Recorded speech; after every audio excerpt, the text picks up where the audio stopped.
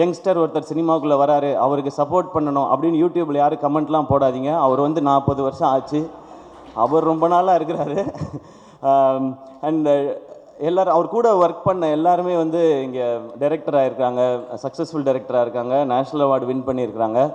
இதை பற்றி நாங்கள் நிறையா பேசியிருக்கோம். எப்படி உங்களுக்கெல்லாம் டைரக்டர் ஆகணும்னு தோணுச்சுன்னா, சினிஸே டைரக்டர் ஆகிட்டான், நம்ம ஆக முடியாதான்னு சொல்லி தான் எங்களுக்கெல்லாம் ஒரு மோட்டிவேஷன் வந்துச்சு அப்படின்னு சொல்லி நான் சினிஷ்ட்டு கேட்பேன், சினிஷ் ஏன் இப்போல்லாம் நீங்கள் டைரக்ஷன் பண்ணுறதில்ல அப்படின்னா, பண்ணணுங்க அப்படின்னா. நான் விளையாட்டுக்கு கேட்டேன், சும்மா நீங்கள் சீரியஸ் ஆகிட்டு எதாவது பண்ணிட்டாங்க.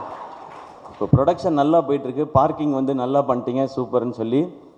ஆக்சுவலாக எப்படிப்பட்ட உஷாரான ஆளுங்கிறதுக்கும் ஒரு பாயிண்ட் சொல்லிடுறேன். பார்க்கிங் படம் வந்து இன்னொரு ப்ரொடியூசரோட சுதனோட சேர்ந்து தான் அவர் பண்ணியிருக்காரு.